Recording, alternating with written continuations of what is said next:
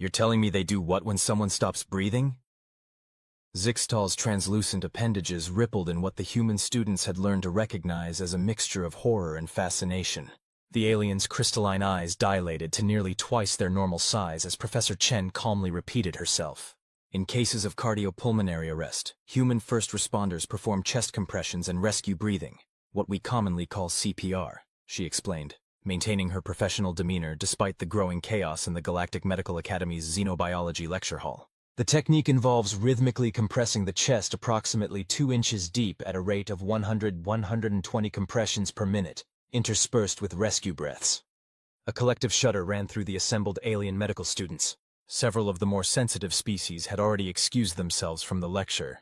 The remaining students were a mix of morbidly fascinated and utterly appalled. But that would break them! Squeaked Talara, a diminutive Peptosian whose entire species evolved in a fraction of Earth's gravity. Her iridescent feathers were standing completely on end. The rib cage would shatter. The organs would be pulverized. Actually, Chen said with the faintest hint of a smile, while rib fractures are a common side effect of proper CPR technique, human bodies are remarkably resilient.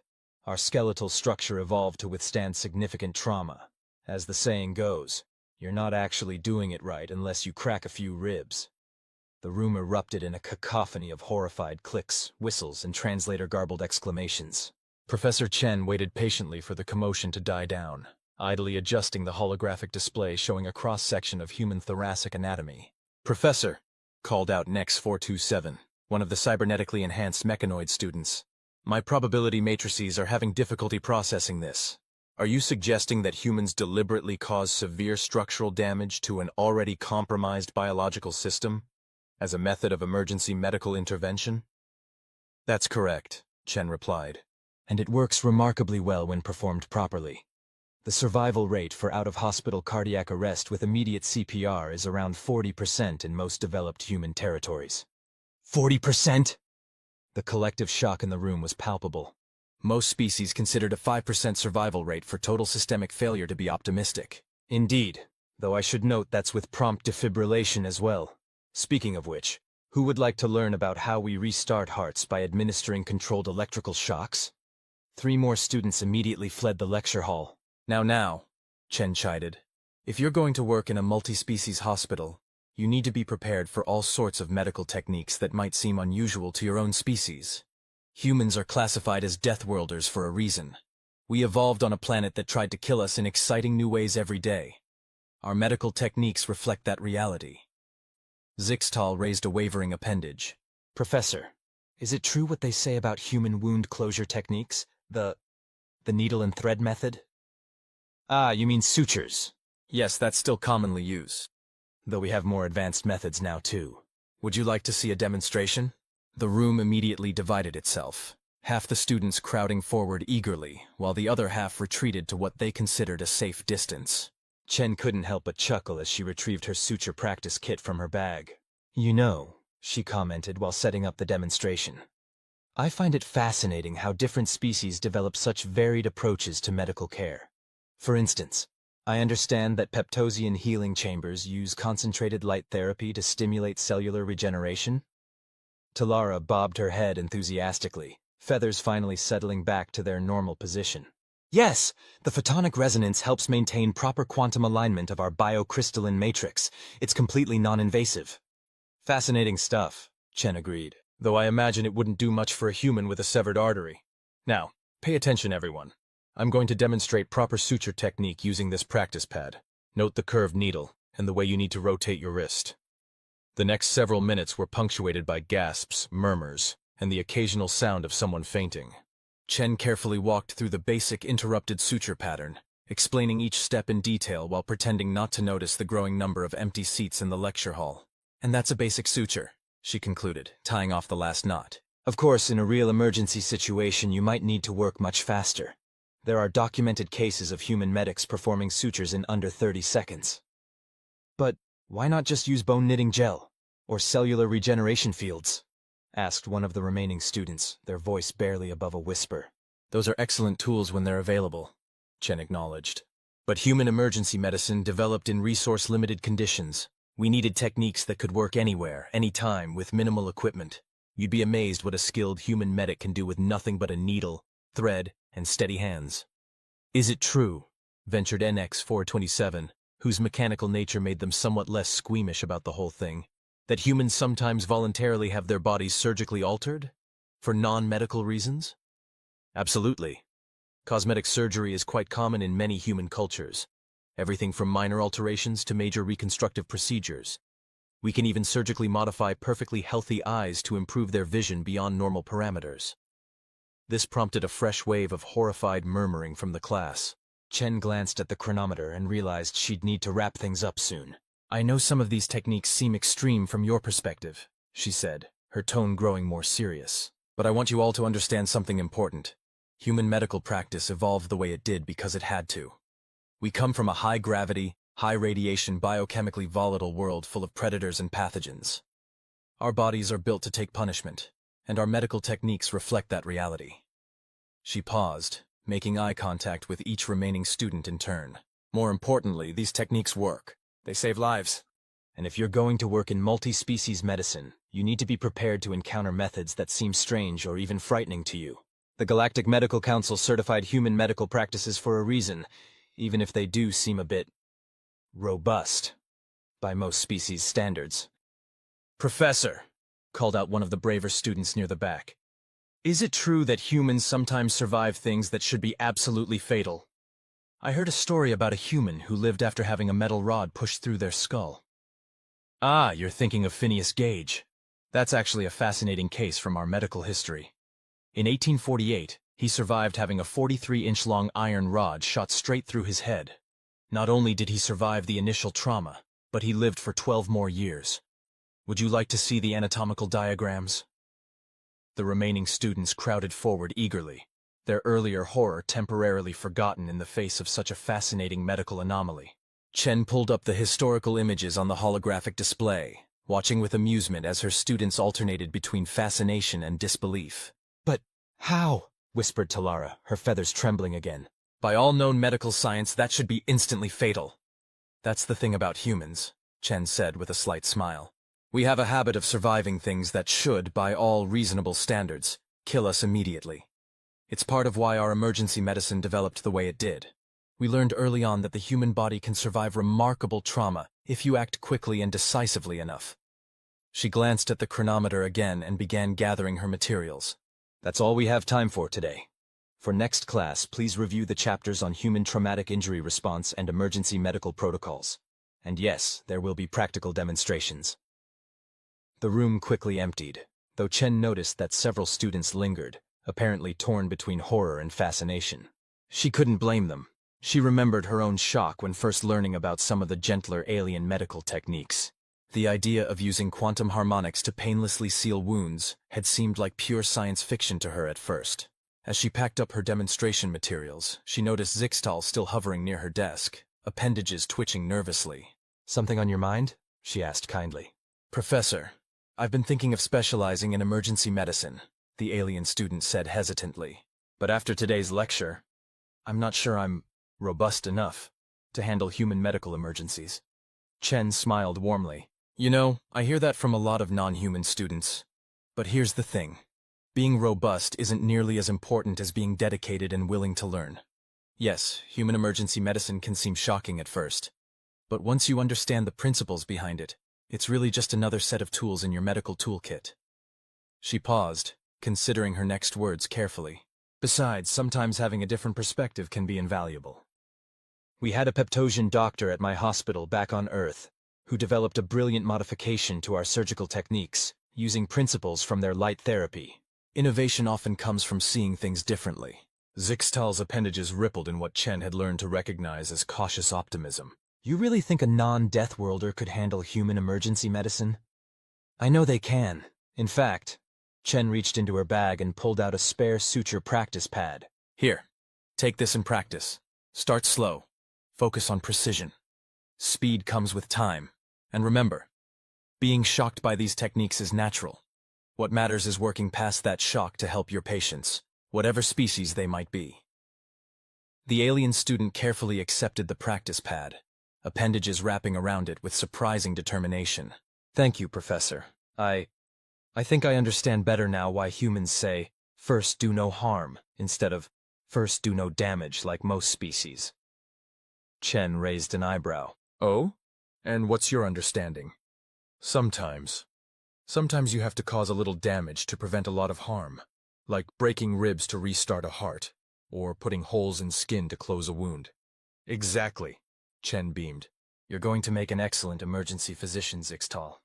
Just maybe warn your family before you start practicing sutures at home. We don't need another incident like last semester when KRX showed their clutchmates the bone saw demonstrations. As she watched the student leave, practice pad clutched carefully in their appendages, Chen couldn't help but smile. Every semester it was the same pattern. Initial horror giving way to fascination, then understanding, and finally acceptance.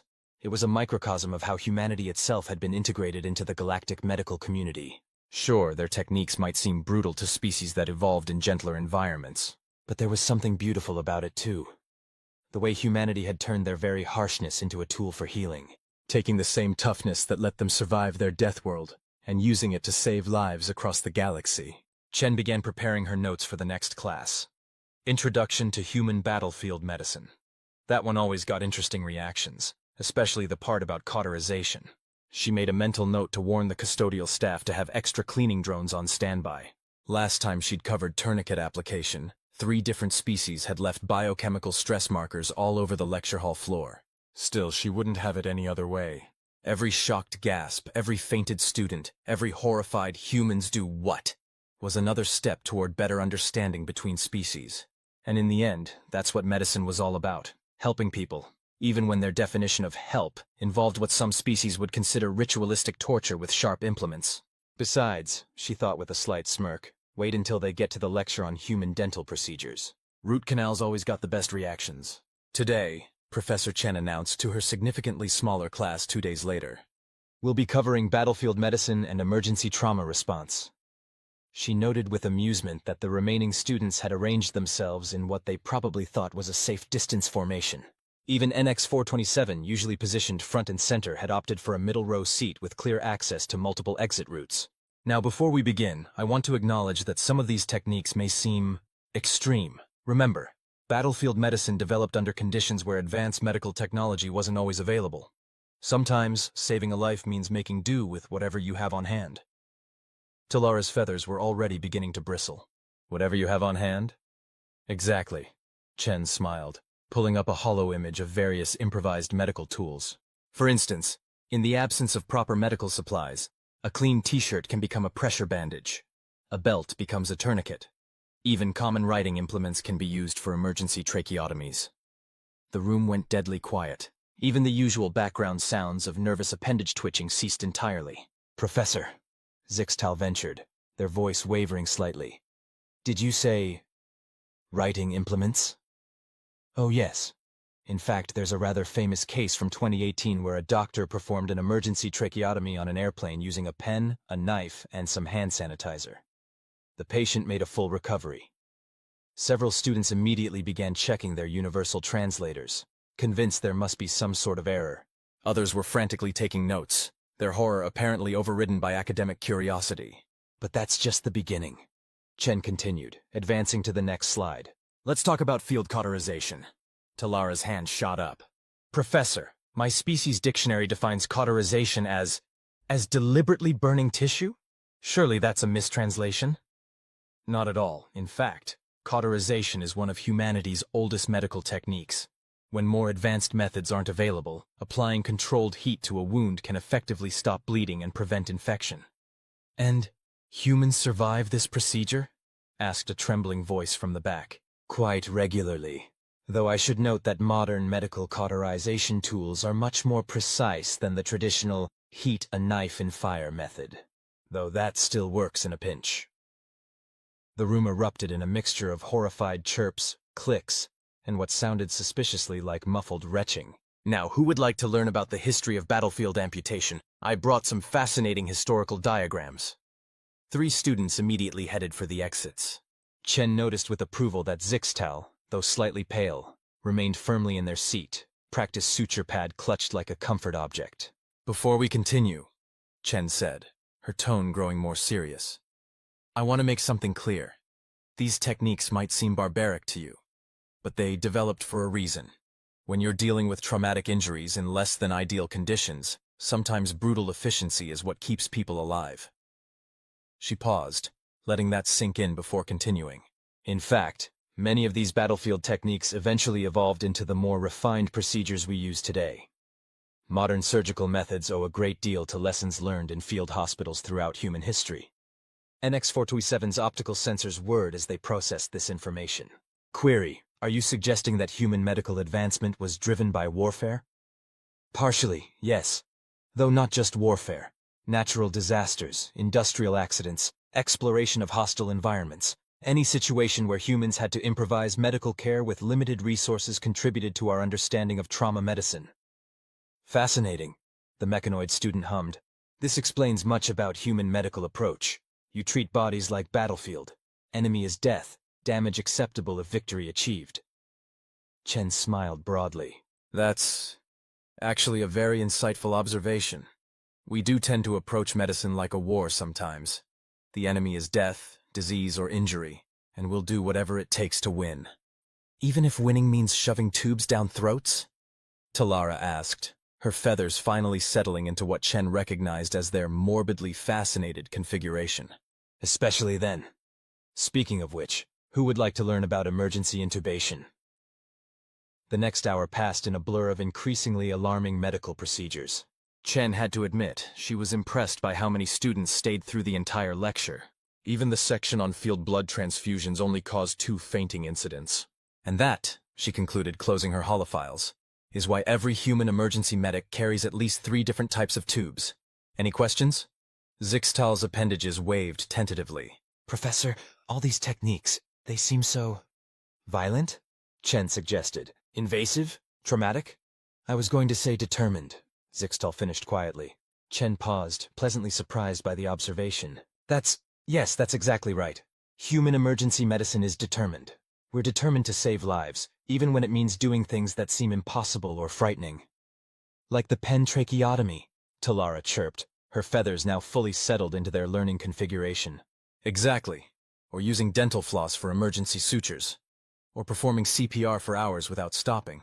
Because sometimes being determined is the difference between life and death. NX-427's processors whirred thoughtfully. Query: is this why human medical personnel have highest survival rates in crisis situations across known galaxy? That's part of it. Chen nodded. We're used to working with whatever we have available. Plus, when you're trained to handle battlefield trauma, most other emergencies seem relatively manageable in comparison. The mechanoid student's optical sensors flickered in what Chen had learned to recognize as their version of note-taking. Fascinating. Request permission to attend next lecture, despite projected 73% probability of disturbing content. Of course, Chen smiled. Though I should warn you, next time we're covering emergency surgery, I've brought some historical videos of surgeries performed without anesthesia. The room practically vibrated with a mixture of horror and anticipation. Chen couldn't help but notice that despite their obvious discomfort, most of the remaining students were already marking their calendars. As the class filed out, Chen overheard snippets of conversation that made her smile. Did you know humans used to perform surgeries while patients were still conscious? I heard they can restart hearts with electricity. My research project is on human burn treatment. Did you know they actually remove damaged skin and replace it with artificial material? She caught Zixtal lingering again, their appendages wrapped around their practice suture pad like a security blanket. Something on your mind? She asked, already knowing the answer. Professor, I've been practicing the sutures and I think I understand now. About human medicine. It's not just about fixing damage, is it? It's about refusing to give up, even when the situation seems impossible. Chen felt a warm surge of pride. That's exactly right. Human medicine isn't just about healing, it's about fighting. Fighting for every life, every breath, every heartbeat. Sometimes that means doing things that seem scary or impossible, but that's what humans do best. We make the impossible possible. Zixtal's appendages rippled with determination. I want to learn more, even the scary parts. Because if humans can handle having their rib cages broken to save lives, I can handle learning about it. That's the spirit. Though maybe we'll wait a bit before I show you the video of my own emergency appendectomy. The one where the power went out halfway through. As Zixtal hurried away, probably to practice more sutures, Chen began setting up for her next class. She had a feeling this batch of students was going to do just fine.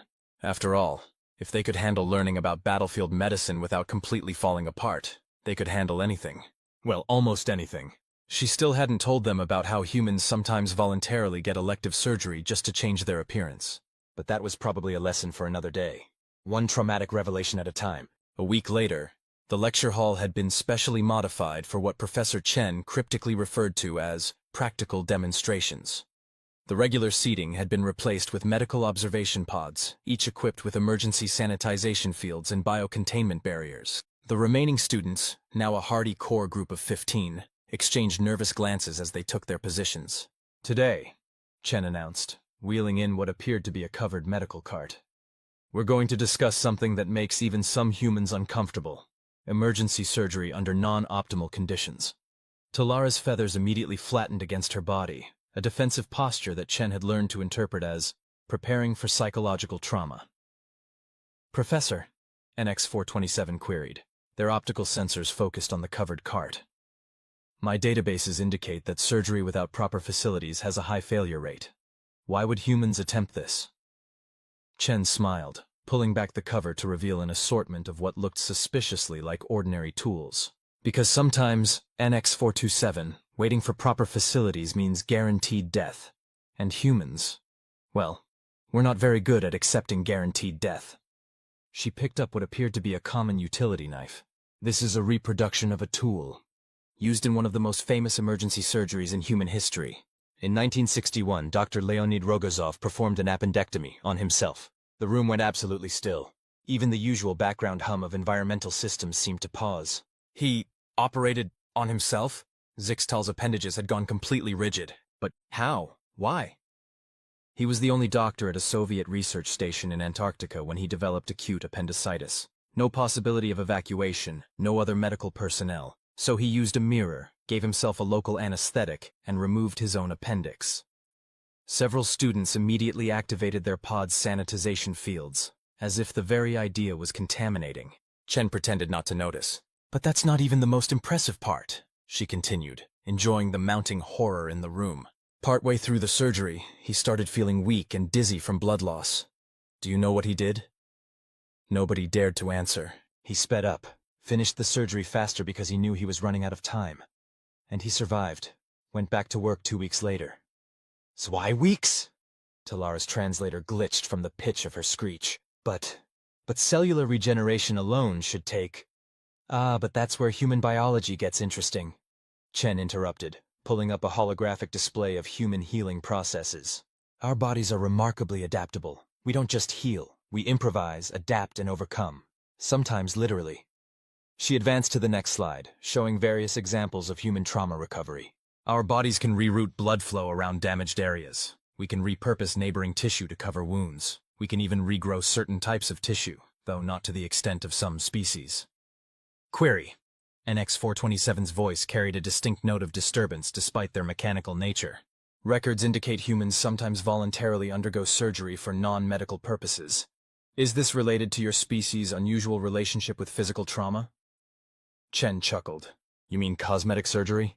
That's actually next week's topic. Today we're focusing on emergency procedures. Speaking of which..." She reached under the cart and pulled out what appeared to be a standard power tool. "Who wants to learn about field amputations?" 3 students immediately activated their pod's full biocontainment protocols. Chen noticed with approval that Zixtal merely wrapped their appendages tighter around their ever-present practice suture pad. "Now, in modern facilities, we obviously have much more sophisticated tools," she continued, setting up a holographic simulation. "But the principles remain the same. Sometimes saving the whole means sacrificing a part. It's a concept that many species struggle with, but humans have embraced it as a fundamental principle of emergency medicine." She paused, noting the mixture of horror and fascination in her students' expressions. "I should mention that what I'm about to show you is a historical recording. Modern techniques are much more refined, but understanding our medical history helps explain why we approach trauma care the way we do." As the hologram flickered to life, showing a Civil War-era battlefield amputation, the room filled with a symphony of distressed alien vocalizations. Chen calmly narrated the procedure, pointing out how many modern surgical techniques evolved from these desperate battlefield innovations. And that's why, she concluded, freezing the hologram at a particularly graphic moment, human emergency medical protocols still include procedures for performing major surgery with minimal equipment, because we learned early in our development that having a terrible option is better than having no option at all. But the pain, Talara whispered, her feathers now completely flat against her body. That brings us to our next topic: human pain tolerance and consciousness during trauma. Did you know humans sometimes remain awake and mobile with injuries that would incapacitate most species? There's a documented case of a human walking to an emergency room with a knife still embedded in there. She was interrupted by the sound of multiple biocontainment pods activating their emergency purge protocols. Chen sighed and reached for the cleaning drone remote. She'd warned maintenance this might happen. Perhaps we should take a short break, she suggested to the remaining students. When we return, I'll show you some fascinating footage of a human who remained conscious through their own heart surgery. They even helped with the procedure. As the students filed out, some more steadily than others, Chen noticed Zixtal approaching her desk, their appendages still clutching the practice suture pad like a lifeline. "Professor," they began hesitantly, "I've been thinking about what you said last time, about human medicine being about fighting." "Yes?" Chen encouraged, curious where this was going. "Well, I've been studying human medical history, and I noticed something.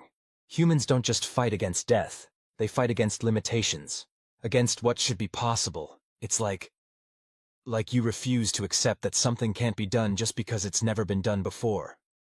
Chen felt her smile widening. That's exactly right, Zixtal. In fact, that's probably the best description of human medical philosophy I've ever heard. We don't just fight death, we fight impossibility itself. Is that why humans kept practicing medicine even before you had proper tools or understanding? Because you refused to accept that you couldn't help? Precisely. Every major advancement in human medicine came because someone looked at an impossible problem and said, there has to be a way. Sometimes those ways were crude or dangerous, or seemed insane to outside observers. But they worked, and we built on them, refined them, improved them. Zixtal's appendages rippled with what Chen now recognized as excitement rather than fear. That's why you're teaching us all this historical stuff, isn't it? Not just so we understand human medicine, but so we understand human thinking? You're going to make an excellent doctor, Zixtal, Chen beamed. Yes, that's exactly why. Understanding human medicine isn't just about learning procedures. It's about understanding the mindset that created those procedures. The determination to find a way, any way, to save lives. Even if that way involves removing your own appendix in Antarctica? Especially then, Chen laughed. Though maybe don't try that one yourself. Now, are you ready to learn about battlefield cranial surgery? I have some fascinating cases involving emergency trepanation. As the students began filing back in, noticeably fewer than before the break, Chen couldn't help but feel optimistic. Yes, human medical techniques might seem brutal to species that evolved in gentler environments, but that brutality came from a place of absolute determination to preserve life, to fight death with every tool available. Even if those tools sometimes looked more like torture devices than medical instruments, and if a few alien medical students fainted during the learning process, well, that was just part of their education in human resilience. Besides, treating syncope was an excellent practical exercise in basic emergency response. Now then, she announced as the class settled back into their pods. Who's ready to learn about emergency cesarean sections performed with non-medical tools? I have some excellent historical examples from the American frontier. The sound of biocontainment pods sealing shut was almost unanimous. Welcome to today's lecture on human cosmetic and elective procedures, Professor Chen announced to her class the following week. She noted with amusement that the biocontainment pods had been reinforced since their last session. Apparently, the maintenance department was learning.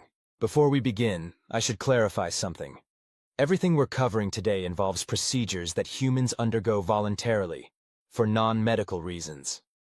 The room erupted in confused chittering.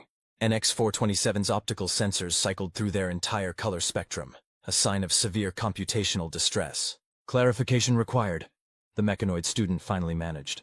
Humans voluntarily subject themselves to surgical trauma, for aesthetic purposes. Exactly, Chen beamed, pulling up a holographic display of various cosmetic procedures. In fact, millions of humans undergo elective surgery every year, everything from minor modifications to major reconstructive procedures. Talara's feathers began their now familiar stress dance. But why? Various reasons, Chen replied, advancing through her slides. Sometimes it's to align their physical appearance with their self-image. Sometimes it's to correct features they find undesirable. Sometimes it's purely artistic expression. Artistic expression? Zixtal's appendages went completely limp. Humans use surgery for art? Oh yes. Wait until you see some of our more extreme body modifications. But let's start with something basic. Breast augmentation. The next few minutes were filled with increasingly distressed alien vocalizations as Chen calmly explained the process of surgical implants. She had to pause several times to allow her students to process what they were seeing. So let me understand this correctly, NX-427 finally ventured, their voice carrying an unusual static undertone. Humans voluntarily allow themselves to be sedated, cut open, have foreign objects inserted into their bodies, and then continue their normal activities after a brief recovery period. That's right, Chen nodded. Though brief is relative. Most patients need a few weeks for full recovery. Some even return to work within days, depending on the procedure. Days? The collective shock in the room was palpable. Well, yes, though we generally recommend taking more time off. Now, who wants to learn about rhinoplasty? It's fascinating how we reshape nasal cartilage. 3 students immediately activated their pod's privacy screens, though Chen noticed they left their audio feeds on. Apparently the horror was becoming oddly addictive. Professor, Talara chirped hesitantly. Is it true that humans sometimes have their entire faces rebuilt? Absolutely. Full facial reconstruction is one of our more impressive surgical achievements. We can completely reshape bone structure, reroute nerve pathways, even transfer tissue from other parts of the body. Would you like to see some before and after holos? The room divided itself into 2 groups, those who activated their pod's full opacity settings, and those who leaned forward with morbid fascination. Chen was pleased to note that the second group was getting larger each session. But wait, Zixtal interjected, their appendages twisting in confusion. If humans can do all this for aesthetic reasons, why don't you just use it to make everyone look perfect? Chen's expression grew thoughtful. That's actually a fascinating question that gets to the heart of human diversity. You see, humans don't have a universal standard of perfect. What's considered beautiful varies widely between cultures, time periods, and individuals. Cosmetic surgery isn't about achieving perfection. It's about giving people control over their own appearance. Control? Through surgical trauma? NX-427's processors whirred as they attempted to process this concept. Exactly. It's another example of how humans turn seemingly negative things into tools for positive change. We took surgical techniques developed for treating injuries and turned them into ways for people to express themselves. She paused, noting the mixture of horror and dawning comprehension on her students' faces. Think about it. What other species looks at medical procedures developed for treating battlefield trauma and thinks, hey, we could use this to help people feel more confident about their appearance? Only humans, Talara whispered, her feathers settling into their existential revelation pattern. Only humans would think of that. And that's not even the most interesting part, Chen continued, pulling up a new set of holos. Let me tell you about transhumanist body modification. Some humans are using surgical techniques to add entirely new features to their bodies. The next hour was punctuated by gasps, squawks, and the occasional sound of emergency ventilation systems activating, as Chen calmly explained everything from subdermal implants to voluntary amputation and prosthetic replacement. But that's not healing, one student finally burst out. That's deliberately causing trauma to add non-biological components. Exactly, Chen beamed. Isn't it wonderful? Humans have reached a point where we're not just healing trauma. We're using our understanding of trauma and recovery to deliberately modify our bodies in new and interesting ways. She pulled up one final holo, showing various examples of extreme body modification. Some humans are even pioneering entirely new forms of surgical art. Would you like to see how we split tongues? Or perhaps the procedure for implanting horns? The room's emergency purification systems activated automatically as several students released their species' equivalent of stress hormones. I think, Chen said mildly, reaching for the cleaning drone controller. This might be a good time for a break. When we return, we'll discuss the fascinating world of voluntary amputation and prosthetic enhancement.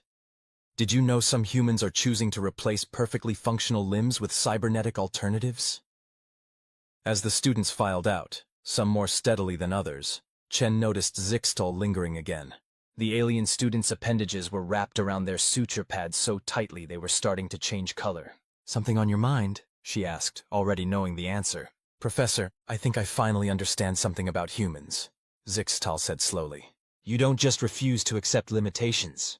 You actively seek out ways to transcend them, even if those ways seem extreme to other species." Chen smiled warmly. "That's very insightful, Zixtal. Yes, humans have a long history of pushing boundaries, even our own biological ones. Is that why you're teaching us all this?